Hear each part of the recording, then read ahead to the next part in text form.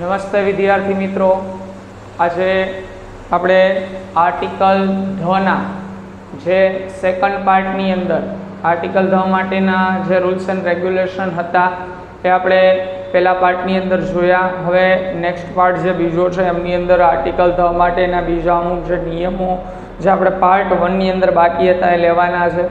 તો article the માટે ઘણા બધા નિયમો છે. આર્ટિકલ એ ને યાદ રાખવો એ આપણા માટે સહેલો છે, પણ આર્ટિકલ ધ છે એ આપણા માટે યાદ રાખવો થોડો મુશ્કેલ છે, કારણ કે એમની અંદર ઘણા બધા નિયમો આવે છે. પણ નિયમોને જો 2 થી 4 વખત આપણે રિફર કરી લઈએ તો આપણા માટે એ ઇઝી થઈ જશે. એટલે ચાલો હવે સેકન્ડ પાર્ટની અંદર આપણે ફરી વખત છે એ જોઈએ આર્ટિકલ ધના બીજા બાકી રહેલા જે નિયમો છે. તો આર્ટિકલ ધ માટે આગળ વધીએ તો કોઈ એક વસ્તુ, વ્યક્તિ, પ્રાણી કે સ્થળના પ્રથમ વખત ઉલ્લેખ માટે આપણે આર્ટિકલ એન નો ઉપયોગ કરવાનો છે, પરંતુ જ્યારે એને જ વસ્તુની બીજી વખત આપણે વાતચીત કરવી છે તો એ સમય દરમિયાન મારે આર્ટિકલ ધ નો ઉપયોગ કરવો જોશે. એક્ઝામ્પલ આપણે પહેલા લઈએ કે મારી પાસે આ પેન છે. હવે આ પેનની મારે વાત કરવી છે તો હું શું કહીશ? I have a pen. મારી પાસે એક પેન છે. I have a pen. મારી પાસે એક પેન છે. પણ હવે આના પેનની મારે વાત કરવી છે, બીજી વખત વાતચીત કરવી છે, બીજી વખત ઉલ્લેખ કરવો છે, તો એ સમય દરમિયાન મારે ધ પેન કહેવું જોશે. The pen is black. આ પેન છે એ કેવી છે?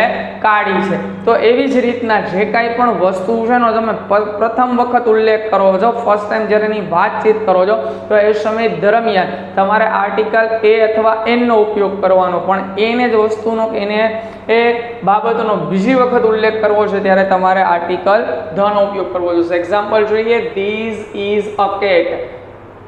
આ એક બિલાડી છે. A cat. જો અહીંયા આપણે આર્ટિકલ શેનો ઉપયોગ કર્યો છે? એનો. એક બિલાડીની વાત કરી છે એટલા માટે આર્ટિકલ એ વાપરો. પણ એને બિલાડીની મારે વાત કરવી છે, બીજી વખત વાત કરવી છે તો મારે શું કરવું પડશે? ધ કેટ કહેવું પડશે. ખ્યાલ આવે છે? પહેલી વખત વાત કરી ત્યારે આર્ટિકલ એનો ઉપયોગ કર્યો બિલાડી માટે, પણ એ જ બિલાડીની વાત કરી છે ત્યારે ધ કેટ કીધું. The cat is white. બિલાડી કેવી છે? સફેદ છે. એવી જ રીતના ઇટ ઇઝ એન એપલ.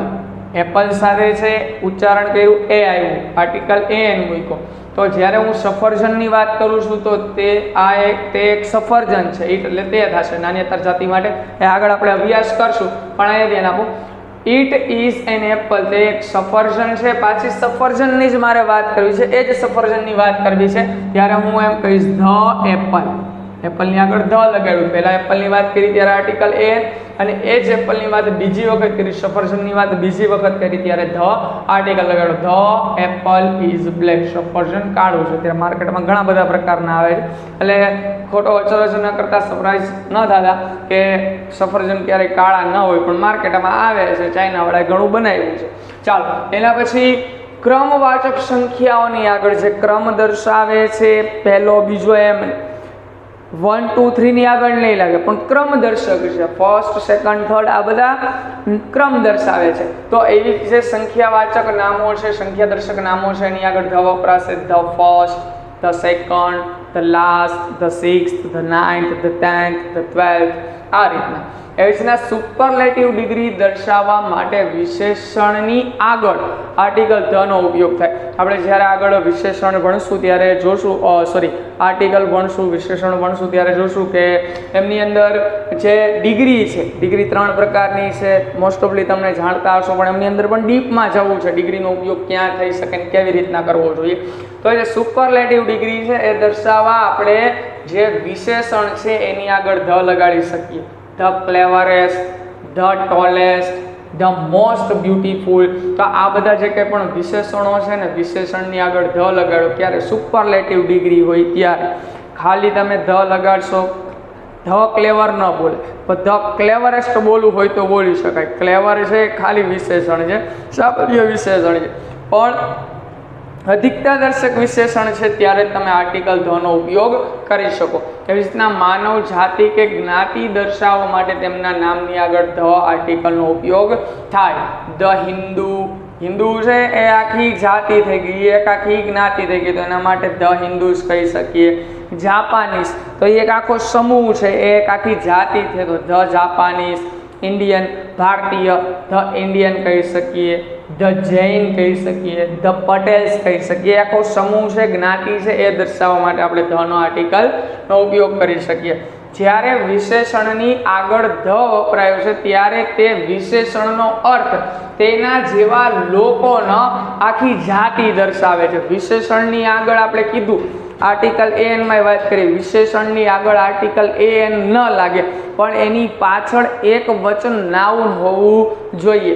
એવી જ રીતના અહીંયા વિશેષણની આગળ ધ લાગતો નથી પણ લાગ્યો હોય ત્યારે એ એના જેવા આખા સમૂહની વાત કરતો હોય. એક્ઝામ્પલ તરીકે પુઅર છે તો ગરીબમાં વ્યક્તિ થયો, બરાબર, તો એ વિશેષણ થઈ ગયું. ખાલી પુઅર છે ને, મારે આર્ટિકલ એન લગાડવો હોય તો મારે the poor person, the poor boy, તો એ સમય દરમિયાન આગળ આર્ટિકલ લખવા માટે એન લખવો છે તો પાછળ સિંગ્યુલર નાઉન લખવું જરૂરી છે. પણ ખાલી તમને વિશેષણ આપ્યું ને એની આગળ ધ આપ્યું એટલે ધ પુઅર એટલે ગરીબ લોકો એવું કહેવાશે. ખાલી ગરીબ નહીં પણ ગરીબ લોકો આખો સમૂહ બતાવે. રીચ છે એ વિશેષણ પણ એની આગળ ધ લગાડ્યું એટલે ધ રીચ, પૈસાદાર સમૂહ થઈ ગયો. ધ નીડી એટલે કે જરૂરિયાતમંદ લોકો થઈ ગયા.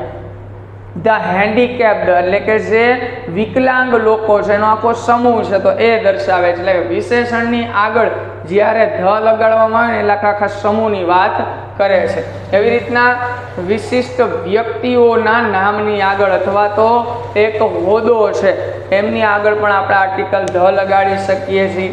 Captain, the captain, principal, the principal, clerk, the clerk, teacher છે the teacher, manager, the manager, cashier છે the cashier, prime minister, the prime minister, CM છે તો ચીફ મિનિસ્ટર, તો અહીંયા આપણે ધ લગાડી શકીએ. એટલે ટૂંકમાં જે કંઈ પણ હોદ્દેદાર વ્યક્તિઓ છે એના માટે જ્યારે આપણે વાત કરવી એનો ઉલ્લેખ કરતા હોય ત્યારે આપણે આગળ આર્ટિકલ ધ મૂકી શકીએ છીએ. એવી રીતના જ્યારે અધિકતા દર્શક કમ્પેરેટિવ ડિગ્રી છે એના બે વાક્યોને કોઈ પણ સંયોજક કન્જક્શન વગર લખવામાં આવે તો એ સમય દરમિયાન પણ તમે ધનો ઉપયોગ કરી શકો છો. જ્યારે ડિગ્રી ભણશું ત્યારે જોશું, પણ અત્યારે ખાલી નિયમોને યાદ રાખવાનો, એનો ઉપયોગ કેવી રીતના થાય છે એ યાદ રાખવાના. પછી જે તે સમયે ફરી વખત આપણે અભ્યાસ કરશું ત્યારે પછી આજે કંઈ પણ મુદ્દાઓ આવ્યો છે એમનો ફરી વખત ઉલ્લેખ આપણે ત્યાં કરશું.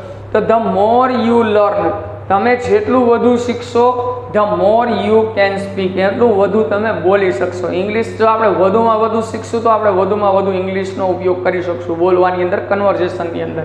એવી રીતના સેકન્ડ એક્ઝામ્પલ છે ધ મોર યુ વર્ક, તમે જેટલું વધુ કામ કરશો the more you can earn, તમે એટલું વધુ કમાઈ શકશો. જો નવરા બેસશું તો આપણે કાંઈ કમાઈ શકશું નહીં. એટલે કે જ્યારે તમને કમ્પેરેટિવ ડિગ્રી આપી છે ને એની વચ્ચે સંયોજકનો ઉપયોગ કરવામાં આવેલો નથી, કન્જક્શનનો ઉપયોગ કરવામાં આવ્યો નથી. એ સમય દરમિયાન તમે બંને ડિગ્રી જે કમ્પેરેટિવ ડિગ્રી છે એ બંનેની આગળ તમે ધ લગાડી શકો છો. આ ખાસ યાદ રાખજો. ચાલો એના પછી ટૂંકા નામોની આગળ આપણે આર્ટિકલ ધ લગાડી શકીએ છીએ. UGC, university grant commission, full form આમનું એમ થાય છે. તો ધ UGC, પછી the WHO, world health organization, the USA, the united state of America, the UAE, the Arab Emirates, the united Arab Emirates. આ રીતના ટૂંકમાં કોઈ પણ દેશ કે સંસ્થાના ટૂંકા નામ તમને આપ્યા છે. આપણે બેંકોના ને એ બધા નામ જોયા હતા ને, સરકારી દફતરો છે અથવા તો સરકારી જે કંઈ પણ પાર્ટીઓ છે એમની આગળ, તો શોર્ટ ફોર્મની આગળ તમે લગાડી શકો છો. તો આ બધા છે આર્ટિકલ માટેના નિયમો છે. આર્ટિકલ A, N અને ધ, ત્રણ પાર્ટની અંદર આપણે વિડીયો છે બનાવેલો છે. ત્રણેય મહત્વના પાઠ છે ધોરણ 9, 10, 11, 12 અને કોલેજમાં પણ અભ્યાસ કરતા તમામ ધોરણની અંદર અભ્યાસ કરતા વિદ્યાર્થીઓ માટે અને જે પાયાથી ઇંગ્લિશ શીખવા માંગે છે એવા લોકો માટે પણ આ નિયમો ખૂબ જ ઉપયોગી સાબિત થઈ શકે છે. તો આ બધા નિયમો બની શકે તો યાદ રાખવાનો પ્રયત્ન કરજો. ન યાદ રહે તો 2 થી 3 વખત ફરી વખત વિડીયોને રિવાઇઝ કરીને ફરી વખત જોજો અને બની શકે એટલા નિયમોને આપણે યાદ રાખવાનો પ્રયત્ન કરશું. ચાલો હવે આમની અંદર તમને મારે ટ્રીપ આપવાની છે કે જેમની અંદર આપણે જ્યારે ક્યારે પણ આર્ટિકલ ધ બોલીએ છીએ એ સમય દરમિયાન તમે જો ઉચ્ચારણ કરો છો, જે કાંઈ પણ નાઉન છે, આજે આપણે વાત કરીએ છીએ એપલ, તો એપલની આગળ જ્યારે મેં ધ લગાડેલું છે આર્ટિકલ ધ, તો એ સમય દરમિયાન તમે જો ઉચ્ચારણ કરો છો, પ્રોનાઉન્સિએશન કરો છો અને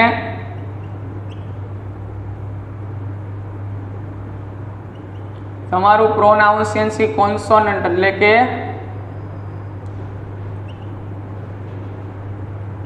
વ્યંજનથી ચાલુ થતું હોય, શરૂ થતું હોય, એટલે કે ઉચ્ચારણ કરો, ઉચ્ચારણ તમારો કથી જ્ઞમાં આવે છે, તો એ સમય દરમિયાન તમે આર્ટિકલને ધ બોલશો.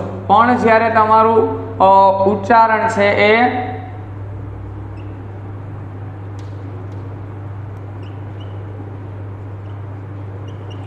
વોવેલ્સથી શરૂ થતું હોય, એટલે કે સ્વરથી શરૂ થતું હોય, તો એ સમય દરમિયાન આપણે આર્ટિકલને ધ નહીં પણ શું બોલશું? ધી બોલશું. એક એક્ઝામ્પલ દ્વારા સમજાવી દો એટલે તમને ખ્યાલ આવી જશે. અહીંયા કેટ છે, તો ઉચ્ચારણ કરું છું ત્યારે પહેલો શબ્દ આવે છે ક, તો ધ કેટ બોલી શકું. એ જ રીતના બીજું એક્ઝામ્પલ છે એપલ, તો જ્યારે હું એપલ બોલું છું ને એની આગળ આર્ટિકલ ધ છે, તો હું ધ એપલ નહીં પણ શું બોલીશ? The Apple.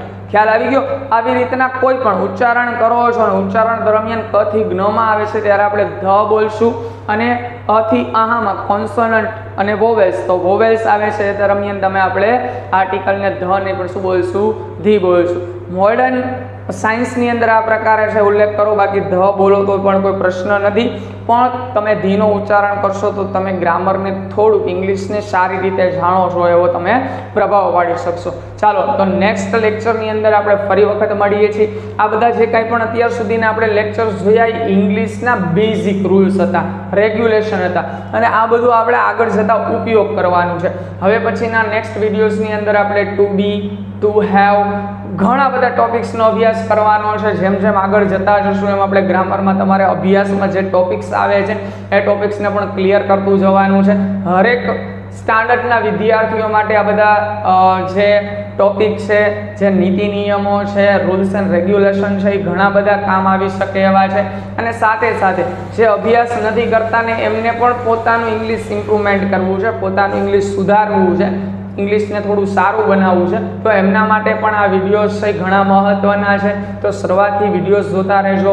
એક બુક એવું હોય તો નોટ ડાઉન કરતા રહ્યો, કે જેથી કરીને જ્યારે તમારે રિફર કરવું છે તો ફરી વખત કરી શકીએ. અને આપણે ઇંગ્લિશ છે પાયાથી શીખવાનો પ્રયત્ન કર્યો છે, કે જેથી કરીને મહત્વની જે કંઈ પણ બાબતો છે એ આપણે ઇઝીલી શીખી શકીએ. અને ABCDથી શરૂઆત કરેલી છે, એટલા માટે જે ઇંગ્લિશ શીખવા માટે જે બિગનર છે, પાયોનિયર છે, એમના માટે પણ આ જે કંઈ પણ બાબતો છે એ ખૂબ જ મહત્વની બની રહેશે. એટલા માટે જે શરૂઆત કરતાઓ છે, જે ગૃહિણીઓ છે, બિઝનેસમેન છે, આ બધા લોકો પણ આ વિડીયોઝ જોઈને અને તમે પાયાથી ઇંગ્લિશ શીખી શકો છો. તો હવે નેક્સ્ટ વિડીયોની અંદર આપણે મળીએ છીએ.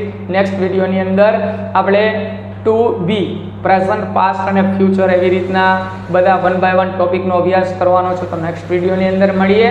વધુ અને વધુ લોકોને શેર કરજો, અને બની શકે તો વિડીયોને લાઈક કરજો અને શેર કરજો. આ વિડીયોઝ છે તમારા માટે તો મહત્વના છે, પણ સાથે સાથે અમારા માટે પણ મહત્વના છે.